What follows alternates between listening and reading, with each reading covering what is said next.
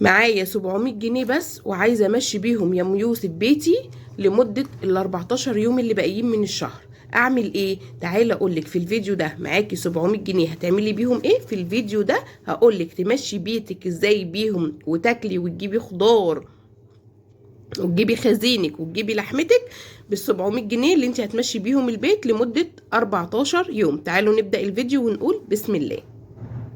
بس قبل اي حاجة يلا نصلي على الرسول. اللهم صلي وسلم وبارك عليك يا حبيبي يا شفيعي يا رسول الله. وتعالوا نبدأ الفيديو بتاعنا النهاردة. دي قناتي، قناة ام يوسف، بقدم فيها توفير وازاي تحوشي وازاي تدبري وازاي تمشي بيتك. يا رب القناة تعجبكم، ولو عجبتك اشتركي في القناة لو انت لسه ما اشتركتيش. ومتشكرة لكل حد دخل جديد على القناة. ربنا يديمكم نعمة في حياتي يا رب العالمين، ويا رب قناتي تكبر بيكم كده.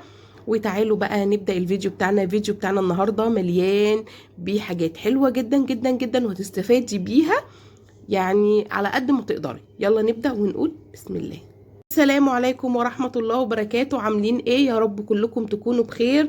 النهاردة فيديو جديد. فيديو ايه يا ام يوسف؟ النهاردة فيديو معايا 700 جنيه عايزة امشي بيهم البيت لحد ما نقبض. يعني البيت فاضي ومفيش خضار ولا في قطاية ولا في بطاطساية ولا في اي حاجة، والفريزر بتاعي فضي ومش عارفة اعمل ايه يا ام يوسف، وما معيش من المصروف غير ال 700 جنيه دول وبس. تعالى اقولك في الفيديو ده تعملي ايه وتنسقي بيتك ازاي وتمشي بيتك ال 14 يوم دول ازاي في الفيديو ده. بس قبل اي حاجة يلا نصلي على الرسول. اللهم صلي وسلم وبارك عليك يا حبيبي يا شفيعي يا رسول الله، وزيد وبارك وكلنا عايشين ببركة ربنا وبركة الصلاة على الرسول صلى الله عليه وسلم. بصوا بقى يا بنات، اول حاجة خالص انا همسك ال 700 جنيه دول كده هفنطهم. يعني ايه يا ام يوسف هفنطهم؟ هقولك. همسك كده اول حاجة خالص، احنا باقي على الشهر 14 يوم، سيبكم من النهاردة، بقى على الشهر 14 يوم. طب هعمل فيهم ايه؟ تعالى اقولك اعملي ايه. انا هروح واخده ال 700 جنيه دول كده ونازله. هنزل اروح فين؟ تعالى اقولك هاتي ايه بالظبط تمشي بيهم البيت. اول حاجه كده هاخد اول 300 جنيه دول كده هروح حطاهم على جنب. تعالى اقولك ال 300 جنيه دول هتجيبي بيهم ايه. بصوا يا بنات، اول حاجه كده هنزل اجيب الخضار بتاعي. هاخد ال 300 جنيه دول كده وهنزل اجيب بيهم ايه؟ هنزل اجيب بيهم الخضار. طب الخضار اللي هو ايه؟ هجيب قوطه واجيب بطاطس واجيب فلفل واجيب خيار واجيب بصل واجيب البتنجان الرومي عشان المسقعه، عشان طبعا هنعمل بقى مسقعه، هنعمل طبق بابا غنوج الكلام ده كله. طيب هجيب بكام؟ هجيب خضار ب 150 جنيه. انت معاكي 150 جنيه حسب ما انت عايزه. لو عندك طماطم هاتي طماطم، ما تجيبيش طماطم. ما عندكيش هاتي. عندك بصل ما تجيبيش بصل. في ناس بتجيب البصل والثوم من اول الشهر بيقعد معاها الشهر كله، عشان البصل طبعا دلوقتي روحه طويله، الجو ساقعه ومش بيبوظ على طول. طيب انا دلوقتي عندي بصل وعندي توم وعندي بطاطس، مش لازم اجيب، اشوف الحاجات التانية الاولويات اللي عندي. والله انا هاخد ال 150 جنيه وهمشي دنيتي بيهم. انت بقى شوفي انت ناقصك ايه. ما انت ممكن يكون عندك فلفل ما عندكيش خيار، ممكن يكون عندك قوطه ما عندكيش بصل، حسب ما كل واحد في تلاجته ايه وفي التربو بتاعه ايه. طيب يبقى انا كده همسك ايه؟ همسك ال 150 جنيه الاولانيين هجيب بيها الخضار بتاعي حسب اللي عندك بقى. طيب ال 150 جنيه التانيين يا ام يوسف هجيب بيهم الرز. مثلا انت بمقدار كده، انا في ال 15 يوم دول هعمل كام كيلو رز؟ هعمل مثلا في حدود 4 مرات رز، يبقى اجيب 2 كيلو رز. طيب انا مثلا في ال 14 يوم دول هعمل 3 مرات رز، اجيب كيلو ونص رز ونص كيلو على حبة شعرية واقضي الغدا بتاعي. يبقى انت حسب استعمالك. الرز دلوقتي عامل 23 جنيه، قولي هتجيبي 2 كيلو رز في حدود 48 جنيه. تمام. هتجيبي مكرونه، المكرونه يعني في حدود 24 او 25 كده، هتجيبي لك 2 كيلو برضو مكرونه وتقسميهم انصاص. طب يبقى كده ب 100 جنيه رز ومكرونه. ال 50 جنيه دول هجيب بقى ب 10 جنيه عدس، او ربع كيلو عدس ب 15، ربع كيلو عدس بجبه ب 15، وهجيب بقى ب 10 فلفل وب 10 كمون. يبقى انا جبت بال 150 جنيه بتاعتي البقوليات اللي هي ناقصاني. يبقى هجيب رز ومكرونه ب 100 جنيه رز ومكرونه، وال 50 جنيه هجيب عدس اصفر وعدس بجبه. حاسه ان ربع كيلو احنا هنعمل مره اكله كشري، فهجيب ب 10 جنيه بس عدس بجبه. وامشي الليله بتاعتي. طيب يا ام يوسف، هل انت كده الدنيا اتظبطت؟ انا جبت الرز والمكرونه. هاتي مكرونه نص كيلو اسباجيتي على صغيره عشان تبقى اكله للكشري بتاعك، ونمشي بقى. النهارده عملت فراخ، بكره اعمل كشري، بعده اعمل صينيه مسقعه، صينيه بطاطس قرداحي كده، وحبه رز بشعريه بمرقه، او لو عندي شوربه باقيه كده، حسب ما كل واحده شاطره بتمشي بيتها. ما هو انا معايا 700 جنيه يمشي بيهم يا مدي ايدي للناس، طب شكلك ايه؟ لا، انا امشي بيهم احسن.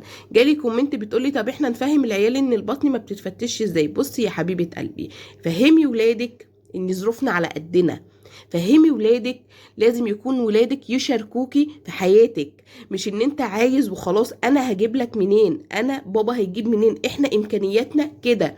عيش على قد امكانيات بابا، عيش على قد امكانيات ماما، دي التربيه الصحيحه. انت تربيهم على كده، مش ان انت عايز انا اجيب لك منين، وما تبصش لحد. وهطلعي ابنك ما يبصش لحد، وطلعي ابنك ربيه على القناعه. والله العظيم العيل اللي هو كل طلباته مجابه دي فعلا فعلا، يعني انا مش عايزه اقول ربنا يحمي كل اولادنا، بس فعلا بيبقوا يعني عايزين تربيه تاني. اللي كل حاجه حاضر ونعم بيبقوا عايزين تربيه تاني. فربي ولادك على القناعه. تقولي لابنك ايه؟ قولي له ظروفنا. هتقولي لابنك ايه؟ حياتنا. بابا كده نموته، نزعله، يحصل له حاجه، احنا بنعيش على قدنا، ما بنبصش لعيشه حد. وطلعي ابنك على كده او بنتك على كده، هتطلع متربيه على القناعه. ده احنا اتربينا على كده بصراحه. طيب احنا اهو طلعنا ال 300 جنيه الاولانيين اهم، قلنا خضار وخزين. طب ال 400 جنيه دول بقى يا ام يوسف، تعالى اقول لك ال 400 جنيه دول تعملي بيهم ايه. طبعا انا ناقصني اللحوم يا جماعه. ال 700 جنيه دول خضار وخزين ولحوم ومنظفات، عشان ما تجيش تقولي لي فين العلاج، فين السكر، فين الزيت. لا، انا بتكلم على ان انا اللحوم اللي همشي بيهم. انت واخده مصروفك من اول شهر بتجيبي الاساسيات التانية. طيب اجيب ايه بقى بال 400 جنيه دول يا ام يوسف؟ تعالى اقول لك هاتي بيهم ايه. اول حاجه كده هروح عند بتاع الفراخ، اوزن 3 وراك. التلات وراك دلوقتي يعملوا في حدود 100 جنيه 110 كده، يعني 3 وراك وسط. هعملهم في اكله. يبقى انا كلت كده اول يوم اهو جبت وراك، يبقى قضانا يوم اهو. تمام. هجيب نص كيلو كبد وقوانص ب50 جنيه في يوم. هعمل كبد وقوانص ونحمر راس البطاطس وحبه مكرونه محمرين، وادي الغدا كمان يوم، ادي الكبد والقوانص كمان يوم. طيب اجيب كيلو الاجنحه ده في يوم كمان. هعمله بقى بالطماطم والبصل وقرن فلفل، اضربهم في الخلاط بعصره ليمونه كده وحبه فلفل وبهارات ومعلقه سمنه وحبه زيت، واروح حطاهم كده ومدبلاهم بالاجنحه وسايباهم لمده ساعتين، واروح حطاهم في الفرن. مش قادره اوصف لكم طعم الاجنحه دي بتبقى طعمها عامله ازاي. عايزه تعمليها نظام كنتاكي اعمليها، بس هتاخد منك زيت كتير، وبصراحه اللي انت وفرتيه في الاكل الزيت هياخده. فاعمليها بالطريقه اللي انا بقولك عليها دي، كانها فراخ مشويه في الفرن، بيبقى طعمها خطيره فوق ما انت تتخيل. وفحميه اطشها بيها كده على قشره بصلايه بنقطه زيت، طعمها كانها فراخ اجنحه مشويه. طيب ادي هجيب كيلو اجنحه ب50 جنيه، ادي كمان اكله. يبقى احنا كده 3 اكلات في ال 14 يوم. تعالوا بقى هجيب ب50 جنيه كبده وب50 جنيه سجق، ادي كمان اكله مره كبده ومره سجق. عايزه والله انتوا افرادكم كتيره وعايزين تعملهم الاتنين مع بعض، اعمليهم. عايزه تجيبي بدل الكبده والسجق تجيبي بانيه، هاتي بانيه حسب ما انت عايزه. يبقى انا اكلت 4 ايام في الشهر اللهم صل على النبي لحوم. تمام. هيتبقى من الايام دي 10 ايام. بصوا بقى همشيها ازاي، يومين ويوم، 3 ايام ويوم، 4 ايام كده. مشيها كده، لا هو عيب ولا هو حرام ولا هو ما يصحش. لا، امشي على قدي احسن ما اخبط على جاره واقول لها سلفيني، احسن ما اتصل بماما اقول لها انا مش لاقيه، احسن ما اقول لاختي انا مش لاقيه وانا زهقت وانا قرفت. لا، همشي ايامي ازاي. الجو ساقع يا بنات، شوربه عدس اقسم بالله طعمها خطيره. اعمل شوربه عدس نتغدى بيها، تاني يوم صينيه مسقعه في الفرن، تالت يوم اعمل مثلا الاجنحه. بعدها قرنبيطه، اعمل قرنبيط وشويه بطاطس محمرين. ادي يوم كمان حبه كشري بعدس اصفر وحبه بطاطس وحبه سلطه، وادي اتقضى.